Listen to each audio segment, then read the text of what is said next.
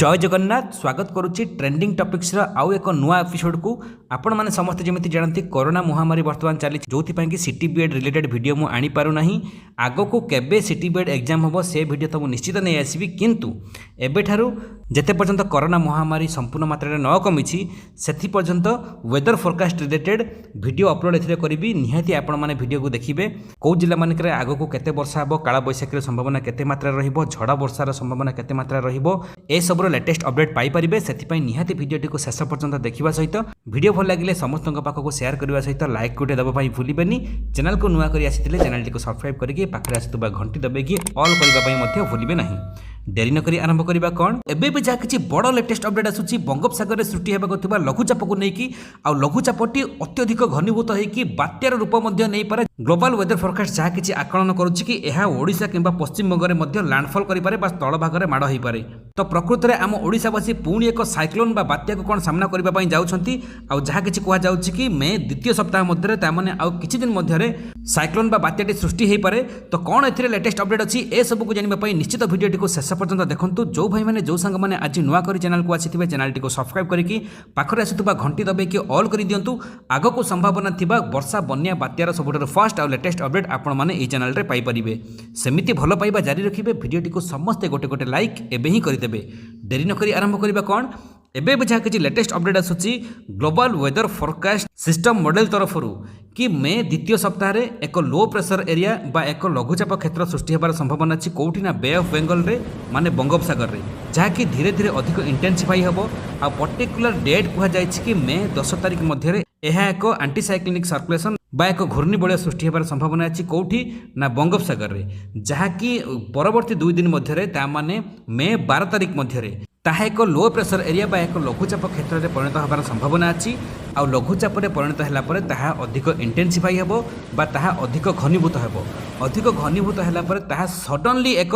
Cyclone बा एक बात्यार मध्य सृष्टि हो जाए आपण समस्त जमी जानती प्रथम घूर्णिबलय सृष्टि हुए कौन सी सरफेस रे जदि साइक्लोन बा बात्या आसे ताहले प्रथम घूर्णिबलय सृष्टि हुए पर इंटेंसिफाई होगी ताहा एक लघुचाप क्षेत्र में परिणत हुए लघुचाप परिणत होगा धीरे धीरे अधिक घनीभूत हुए आ स्टेज बाय स्टेज ऊपर उठे जमीती कि डिप्रेशन बा अवपात रूप निए तापर डीप डिप्रेशन बा गभीर अवपात रूप निए तापर cyclonic storm severe cyclonic storm आउ एक्सट्रीमली सीवियर साइक्लोनिक स्टॉर्म रे परिणत हुए बा अति भयंकर सामुद्रिक झड़ में परिणत हुए सेमिति global weather forecast system model जहाँ किसी कहूँ कि मे द्वितीय सप्ताह लघुचापटी सृष्टि होगला बंगोपसागर रे ताहा अधिक इंटेंसिफाई होगी सांगे सांगे एक लो प्रेशर एरिया रे परिणत हो मे 12 रे पुणी मे 13 तारिख सुधा ता माने गोटे दिन मध्य ताहा एक साइक्लोन बा एक बात्यार परिणत हो जहाँकि डिरेक्शन तार रहिबो सेम से नॉर्थ नॉर्थ ईस्ट डिरेक्शन रे रहिबो जहाँकि आपण मैंने समस्त जमी जानी गत वर्ष ता माने 2020 रे एई मे मासरे मे 13 तारिख रे ही सृष्टि होइतिला लघुचाप कौटी ना बे ऑफ बेंगल बा बंगोपसागर रे ताहा धीरे धीरे घनीभूत होइकी ताहा एक साइक्लोन रे परिणत मध्य होइतिला आम ओडिशा देकी पास कला आम ओडिशा आ वेस्ट बेंगल रे माड़ हैला स्पेशली वेस्ट बेंगल रे माड़ हैला आम ओडिशा रे मध्य मूल्यवान जीवन किछि हानि हैला वेस्ट बेंगल रे मध्य बहुत किछि क्षयक्षति हैला जहार ना थिला अम्फान आपण समस्त जानिथिबे सेमिति एई वर्ष मध्य मे 13 तारिख रे पुणी एक साइक्लोन सृष्टि होबा पई जाउची आ मॉडल रो जहा किछि अनुमान करा जाउची पुणी ताहा ओडिशा पश्चिम बंग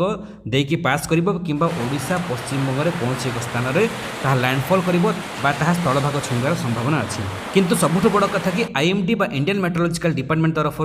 ए नहीं कौन सी एपर्यंत सूचना आसी नहीं आगो को मे भी आसी पारे जेते बेले सी सरफेस रे क्लियर विजुअल आसी जिवो बा जेते बेले घूर्णिबलय बा लो प्रेशर एरिया बा लघुचाप क्षेत्र सृष्टि हेबो ताहार यथेष्ट पूर्वरु मध्य अपडेट आसी जिवो किंतु प्रकृत रे बे ऑफ बेंगल रे आसंता किछि दिन मध्य रे लो प्रेशर एरिया बा लघुचाप क्षेत्र सृष्टि होबा पई जाउछि कि कोन आ ताहा अधिक इंटेंसिफाई हे कि साइक्लोन बा एक सामुद्रिक झड़ रे परिणत होछि कि कोन जदि भी हुए ताहले तार दिग कोआडी के रहइबो आम ओडिसा रे लैंडफॉल करिवो कि वेस्ट बेंगल रे लैंडफॉल करिवो जहाँ भी किसी लेटेस्ट अपडेट आसीबो संगे संग अपलोड कर देबी आ सब बात्यार सबुठार फास्ट आ सत अपडेट ए चैनल आपण माने पाती आपण समस्त जमती जानती सेति पई चैनल सहित जड़ित होकि रहंतु आज नुआ करी चैनल को जो माने भी आसीथिबे चैनल को सब्सक्राइब करके पाखरे आस्तबा घंटी दबेकी मध्ये ऑल करि थांतु केबे ना केबे चैनल आपनकर निश्चित काम रे आसी पारे ता छडा आसंता किछि घंटा मध्ये ग्लोबल वेदर सिस्टम मॉडल जहाँ किछि आकलन आ कोन आकलन करूछि जहाँ भी किछि लेटेस्ट अपडेट आसीबो संगे संग अपलोड कर देबी आपण मानक पाखरे पहुंची जिवो वीडियो भल लागितले समस्त पाखको शेयर करबा सहित वीडियो को छोटिया लाइक देबा पई भूलिबेनी शेष जाए वीडियो को देखिया पई आपण समस्त को पूर्ण हृदय बहुत बहुत धन्यवाद जय जगन्नाथ वंदे मातरम।